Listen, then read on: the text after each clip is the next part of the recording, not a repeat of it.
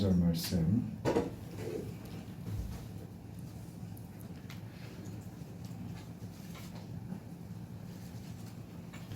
네, 제가 봉독합니다. 이 말을 할 때에 예수께서 친히 그들 가운데 서서 이르시되 너희에게 평강이 있을지어다 하시니. 아멘. 부활하신 예수님께서 제자들 가운데 나타나십니다. 기가 막힌 일이죠. 예수님이 부활하셨다는 그 소식을 여인들을 통해서 전해 듣기는 했고, 베드로와 요한이 무덤에 가서 그 무덤이 비어 있는 것을 확인하긴 했지만 모두 믿을 수가 없었습니다. 모두가 다 그 예수님의 부활을 아마 여인들이 정신이 나가서 무슨 착각을 했거나 뭐가 쉬우지 않았으면 저런 말을 할 수 없는데 뭔가 좀 우리가 이해하자 뭐 그런 분위기였는지 누구도 믿지 않습니다.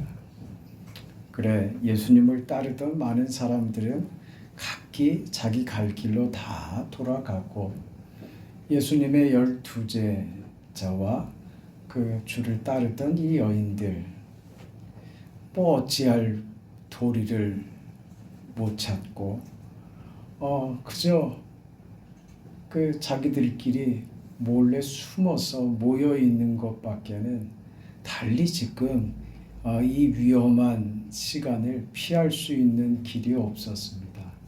그래서 저들은 저들끼리 숨어 있었고 또 뿔뿔이 다 흩어져 버렸습니다. 체념이죠. 낙심이죠. 어떤 일말의 기대감을 가지고 있었는데 예수님의 죽음이 모든 것을 수포로 만들고 말았습니다. 죽음이란 그런 겁니다. 죽으면 끝이죠. 죽으면 더 이상 할 수 있는 게 없습니다. 죽으면 끝입니다. 그게 세상이죠. 죽으면 끝인 게 세상입니다. 그래서 이 세상에 가장 무서운 무기가 뭔가? 죽음이에요. 어떤 영웅도 시대를 호령했던 어떤 위인들도 죽음 앞에서 장사가 없었습니다. 그래서 다 오래 살고 싶었죠. 네? 그래서 좋은 음식이다 그러면 가리지도 않고 먹고 그 별짓을 다 했죠.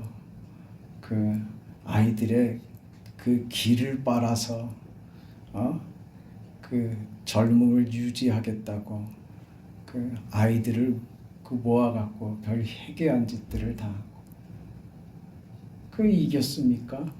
죽음을 이긴 인생은 아무도 없습니다. 죽음은 무기죠. 두려움이죠. 공포죠. 왜요? 끝이기 때문에 그렇습니다. 더 이상 어떤 기대를 할 수 없는 그 지경, 그 죽음입니다. 제자들 역시도 이 죽음의 위험과 죽음의 공포 앞에 예외가 아니었어요. 다 끝났다라고 생각했고 죽음 이외에 어떤 가능성도 생각하지 않고 있었어요. 우리는 그렇게 생각하죠. 아니, 이 바보 같은 놈들, 내가 그 시간에 그 자리에 있었으면 나는 절대 그러지 않았을 겁니다. 왜? 예수님께서 부활하실 것을 몇 번이나 말씀하셨는데요. 잡히시기 전날에도 죽기 전에도 제자들에게 말씀을 다 하셨는데요. 네? 그런데 어떻게 된 게 한 사람도 예수님의 부활을 기대한다거나 예수님의 죽음 앞에서 예수님이 죽고 난 뒤에 어떤 그런 기대를 품거나 그래도 예수님 부활하신다 그랬으니까 한번 좀 기다려보자. 이런 말조차 없어요. 어떤 흔적도 없어요. 이게 죽음의 무서움이라고요. 우리가 죽음 앞에 꼼짝을 못하는 거예요. 왜요? 죽음은 모든 가능성을 끊어버리는 게 되기 때문이에요.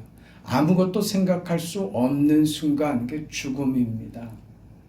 그래서 여인들의 이야기도 귀에 들어오지 않았고 베드로와 요한이 빈 무덤을 확인했다고 하는데도 저들은 여전히 예수님의 부활에 대해서 기대감도 없습니다. 그런 주님이 지금 저들 가운데 문을 꽁꽁 잠가두고 다락방에 숨어 있는데 저들 피해 있는 저들에게, 두려워 덜덜덜 떨고 있는 저들에게 예수님께서 나타나신 거죠. 예, 기가 막힌 일 아닙니까? 네, 여러분 기가 막히지 않습니까? 네? 기가 안 막혀요? 아주 그냥 감정들이 없으셔가지고 다르게 얘기해 볼까요? 지금 우리 예배 드리고 있는데 하나님이 짠 하고 여기 나타나시면 여러분 어떻게 했어요? 기절하겠지. 그 옛날에 그런 얘기 있어요. 우스갯소리로 어떤 목사님이 하도 자기 교회 교인들이 신앙생활을 엉망으로 하고 예배 태도도 엉망이고 그래서 하루는 저 사찰 집사님하고 짜고서 사찰 집사님은 저 다락에 올라가서 숨어 있고 이 목사님이 예배하다가 예배 시간에 다 졸고 있으니까 예수님 모셨다 소리를 지르는가 동시에 사찰 집사님이 저 다락에 숨어 있다가 막 꽹과리 소리를 내고 난리를 친 거예요. 그때 어떻게 했는지 아세요? 다 의자 밑으로 숨더랍니다. 기가 차죠? 우리가 그런 믿음이면 되겠어요? 어떻게 해야지 돼요? 그 상황이 되면 제가 그렇게 장난을 쳤다가 한번 쳐봅시다. 어떻게 하겠어요 여러분? 아멘 주 예수여 오시옵소서 할렐루야 해야지. 그렇죠? 할렐루야. 이 믿음 갖고 살아야지. 이것도 아닌 것 같고 저것도 아닌 것 같고 괜히 하나님 만나면 혼날 것 같고 좀 그러지 말아야지. 하나님이 우리를 혼내려고 준비하시는 분 아니세요. 네, 우리를 복주기를 기뻐하시고 우리를 사랑하시는 나의 아버지이십니다. 다른 세상의 모든 것이 다 나를 버려도 우리의 아버지 하나님만은 나를 버리지 않으십니다. 아이고 이쁘다. 아이고 이쁘다. 네, 우린 다 다르게 생겼죠. 다 다르게 생겨서 우리 기준이 있다고. 무슨 기준? 저 사람은 잘생겼고 저 사람은 못생겼고 저 사람은 나이 들었고 저 사람은 어리고 우리 기준에 그렇죠. 하나님 아버지 눈에는요 다 이쁜 거예요. 다 내 자식인 거야. 그게 이쁘고 밉고 한 게 천국까지 가지고 가는 거라면 원통에서 어떻게 살아? 네? 안 그래? 우리가 봐도 정말 못생긴 사람들이 있어. 저게 정말 미안한 말이지만 저 어떤 흑인 그 여자아이 진짜 희한하게 어떻게 이렇게 생길까? 이게 참 유인원하고 살짝 섞인 것 같기도 하고. 아니 그렇지 않아요? 그게 우리가 억울한 게 되면 안 된단 말이에요. 여러분 세상이 공평해요? 공평하다고 느끼세요? 세상이 무슨 공평해요? 공평하지 않습니다. 네? 세상을 똑같은 공평한 것으로 만들려고 하는 것은 그거 하나님의 뜻 아니에요. 다른 거예요. 다른 걸로 다른 것을 가지고 기가 막힌 것을 만드는 거예요. 그게 기적입니다. 그게 교회고요. 하나님 누구는 왜 돈이 많아갖고 걱정도 없이 맛있는 거 맨날 맛있는 거 사 먹고 내가 가지고 싶은 저 사람 옷 입은 거 보니까 내가 알기로 기백만 원 하는 건데 나는 쳐다보지도 못하는 옷을 저 사람은 입고 다니고 나는 생전 입에 대보지도 못하는 음식을 저 사람은 뭐 그냥 쉽게 가서 밥 먹고 말이지. 그런 게 억울합니까?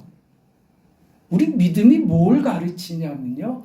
그런 거 억울한 거 아니다라는 걸 가르쳐요.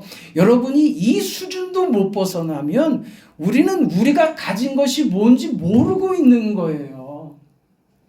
내가 가진 것이 얼마나 크고 얼마나 좋은 것인데, 내가 하나님의 자녀가 되었다는 이 신분이 얼마나 대단한 것인데, 하나님이 나를 얼마나 높여주셨는데, 세상의 권세가, 세상의 어떤 그 부요함이 부럽고 그런다면 그건 우리가 신앙을 잘못 이해하고 있는 거예요.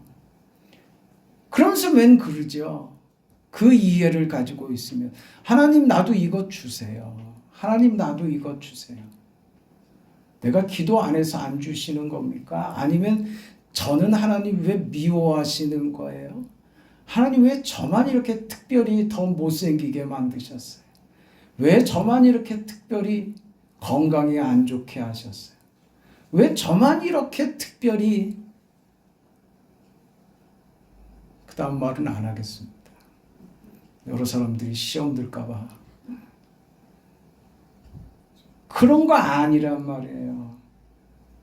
우리가 믿음이 생기고 내 삶이 무엇인지, 하나님이 우리에게 은혜를 주시고 믿음을 주셔서 우리에게 어떤 일을 행하시는지를 깨닫고 나면 우리가 불평하는 모든 것들이 달리 보입니다. 네? 복 받은 것은 뭐냐 하면, 네? 그 내용 때문에가 아니에요. 똑같은 내용을 가지고도 복 받은 사람은 그걸 감사하는 사람이 복 받은 거예요. 이게 별로 좋지 않은 거고, 없었으면 좋겠는 것도, 하나님 감사합니다. 이럴 수 있는 사람이 복 받은 거예요. 왜냐하면 우리에게 있는 모든 것들은 하나님께서 우리를 좋게 만드시는 방편들이라는 거예요. 그걸 알게 되면 그때 불평이 아니라, 하나님, 내가 괴로워하는 이 순간과 내가 힘들어했던 이 과정이 하나님 나를 이렇게 좋게 만드시는 하나님의 손길이었다는 것을 그때는 몰랐습니다. 이제 알겠습니다. 하나님은 나의 아버지이시며 나를 좋게 하시는 나의 하나님, 나의 구주이십니다. 그 고백을 하게 된다고요. 그 자리로 가야지. 그러면 불만을 가질 게 있어요, 없어요? 없어요. 여러분, 우리는 억울할 거 없는 사람들이에요. 세상의 사람들이나 억울하지 우리는 억울할 게 없어요. 왜? 우리가 억울하다고 생각하는 그것이 일을 한다니까요. 그것이요? 목사님, 말이 되는 소리를 해야지. 그게 무슨, 그거 없는 게 좋은 거죠. 어떻게 있는 게 나한테 좋은 겁니까? 아니라니까요. 아니라니까요. 하나님이 내가 정말 차마 없었으면 좋겠다라고 생각하는 그것으로 나를 빚어내신다고요. 나를 훌륭하게 만드신다고요. 그래 우리는 억울할 게 없는 인생들입니다. 아멘입니다. 네. 그 부활하신 주님께서 제자들을 찾아오십니다. 제자들을 찾아오셔서 저들은 지금 부활의 주님을 알지 못하고, 그 말은 무슨 말이냐면 저들의 신앙이 부활의 신앙에 이르지 못하고, 또 다른 말로 해서 예수께서 왜 십자가에 죽으셨는지에 대해서 아직 이해를 못하고 있는 것이죠. 그리고 하나님께서 우리에게 베푸시는 구원이 무엇인지 아직 이해하지 못하는 것이죠. 설마 이런 방법으로 구원하시리라고는 상상도 못한 거예요. 어떤 방법이요? 아들을 죽이고 다시 그 사망의 권세를 이기는 방법으로 우리를 구원하시리라고는 상상도 못했던 거예요. 그래서 지금 뭐 하고 있어요? 그 구원이 지금 실현됐는데 하나님의 구원이 예수의 부활로 이루어졌는데 저들이 뭐 하고 있어요?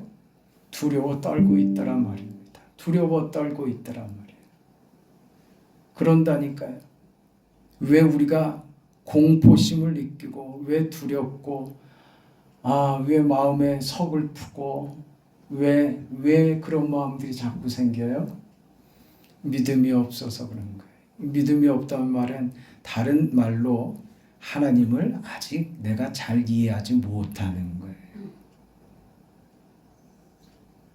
그래서 저들은 두려워 떨고 있는 겁니다. 그런 저들에게 오셔서 예수님께서 주시는 은혜입니다. 너희에게 평강이 있을지어다. 아멘.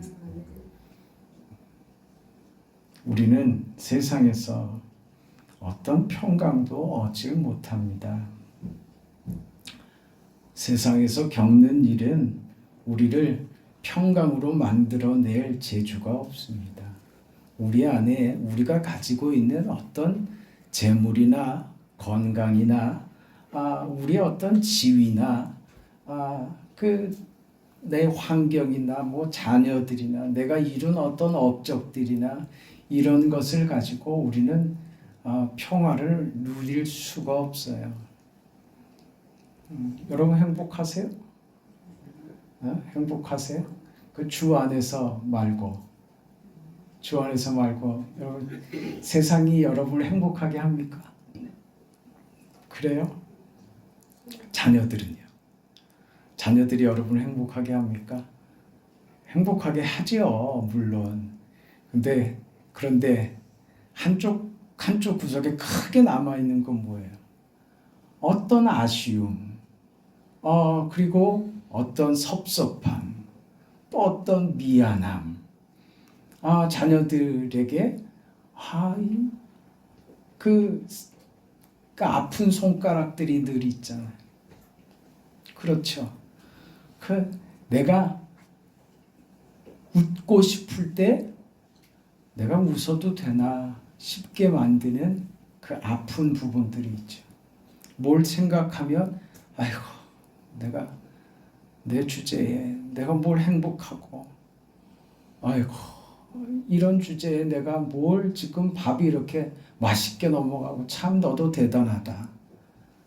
그런 생각 들 때가 있잖아요. 참 이런저런 것 세상적인 것 생각하면 우리는 참 갑갑합니다. 그것이 우리에게 어떤 행복과 평안을 가져다 주지 못하고 우리가 세상 걸로 아무리 채워도 우리는 만족할 수 없어요. 그런 재주가 우리에게 없다고요. 그러니 뭐예요? 세상이 우리에게 답이 되지 않는다는 것을 그것만 발견하게 되죠.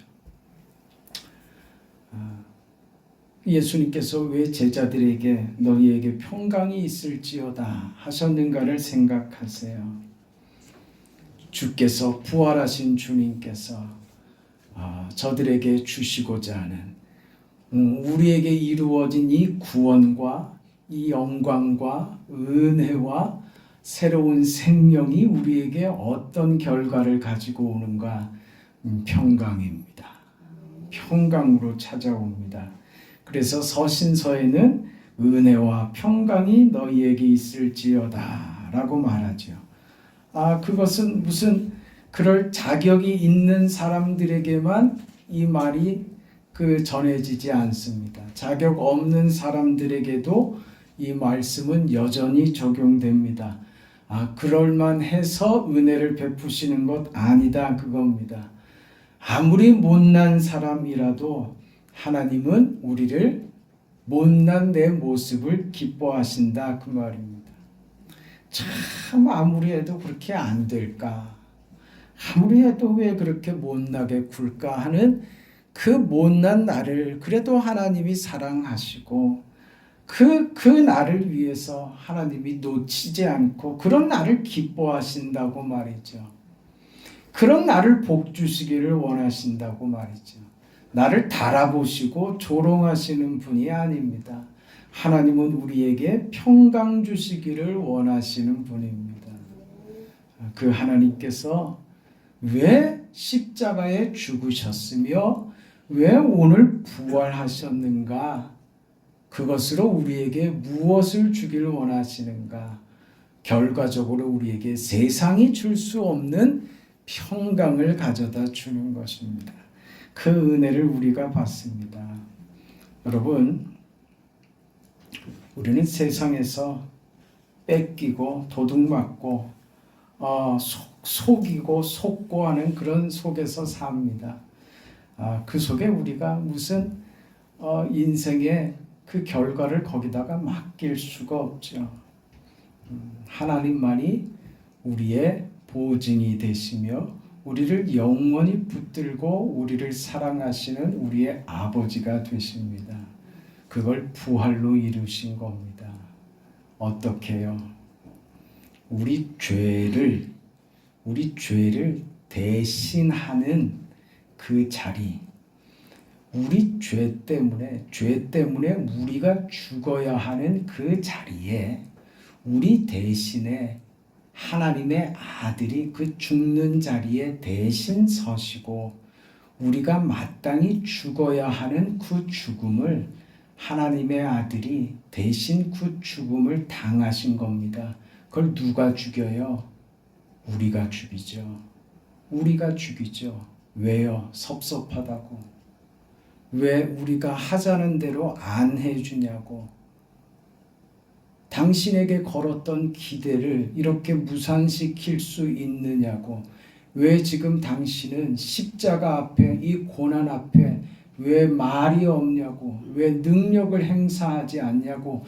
왜 구원을 행사하지 않냐고. 우리는 고사하고 당신 자신만이라도 이 죽음의 위기를 벗어난다면, 무슨 특별한 재주를 부려서 십자가의 죽음을 당신이 이겨낼 수 있다면 우리는 또다시 희망과 기대를 걸겠는데 왜 당신은 끝까지 아무 말도 없이 십자가에 죽느냐고. 결국 예수를 저들의 어떤 원망과 섭섭함과 저들의 그 답답함이 기대를 걸었는데 기대에 미치지 못하는 예수님을 보고 그게 분노로 바뀌어서 예수님을 죽이고 말죠. 그런데 실상은 저들이 기대한 것을 들어주지 않았다고 죽였지만 실상은 예수께서 저들이 죽이는 그 방법으로 죽임을 당하여서 저들이 요구하는 구원을 이루셨다는 기가 막힌 사실을 우리가 접하는 거예요. 저들의 칼날 아래 예수님께서 생명을 맡기심으로 저들을 구원하시더라 이겁니다. 왜 우리에게 섭섭하게 구느냐? 왜 우리 뜻대로 안 해주느냐? 차라리 죽어버려라 라고 하는 저들의 방법 앞에 예수님께서 그 방법을 따라 주심으로써 저들이 그처럼 요구하는 구원을 그 방법으로 말해요. 저들이 죽이는 그 방법으로 이루시는 거예요. 이게 십자가 죽음이고, 너희들은 그것이 무엇인지 몰랐지만, 무엇인지도 모르고 나를 죽였지만, 너희가 나를 죽인 그 십자가의 죽음이 무엇을 만들었는 줄 아느냐? 그게 부활입니다.